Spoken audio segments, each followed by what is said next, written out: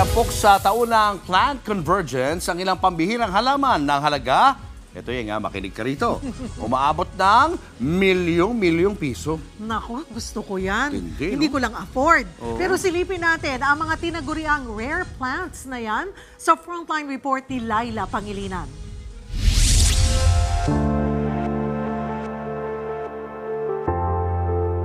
Kung pisikal na ganda ng halaman ang titingnan, tiyak na mapapabili ka.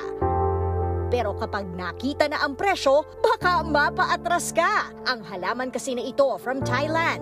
May price tag lang naman na 1 million pesos. I have here the philodendron, variegated mayo eye. This one is cost around 1,080,000 from 1.5.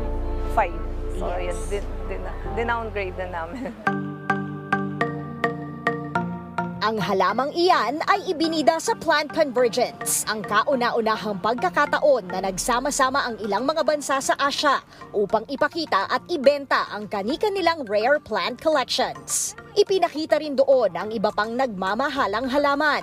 Ilan sa mga ito ay ang Alocasia Maharani albo na nagkakahalagaan ng 650,000 pesos. Tricolor Monstera sa halagang 750,000 pesos. Philodendron Lelanomiano na mabibili ng 750,000 pesos. At ang Philodendron Polypodioides na aabot sa 1 milyon. Kasama rin sa koleksyon ang pambato ng Pilipinas.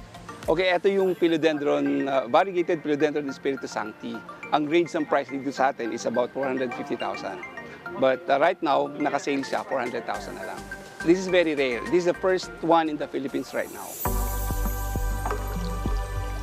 Rare, mahirap mahanap at iilan lamang ang nagmamay-ari, kaya mahal ang mga halaman.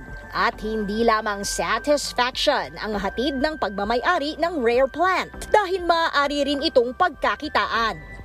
People really save up for that eh. Yung mga marunong sa halaman, then it can really be an investment. Kasi bibili nila yung isang halaman, kunyari 10 dahon, di ba? Ang halaga 1.7 million.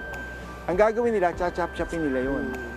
So, yung 10 dahon na yun, makakagawa ka ng 10 halaman. Pwede mong ibenta kung mahusay ka at may access sa market.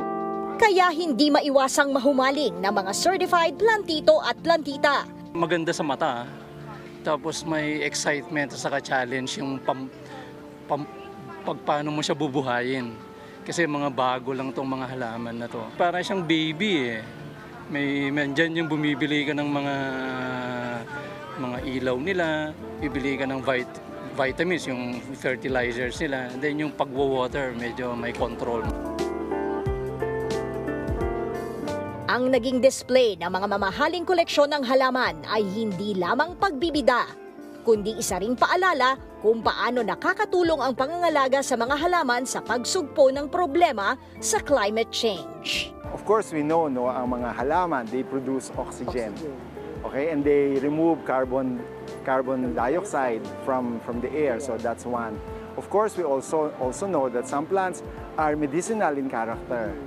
So that's another one. Of course, alam din natin that they provide an aesthetic value to wherever you put them. Nagbabalita mula sa Frontline, Laila Pangilinan, News 5. Mga kapatid, ito po ang inyong K-Alaman Queen, Kalad Karen. Always remember na ang K-Alaman ay K-Yamanan. Kaya para sa latest showbiz news at dagdag impormasyon, mag-follow at mag-subscribe sa social media pages ng News 5. Okay?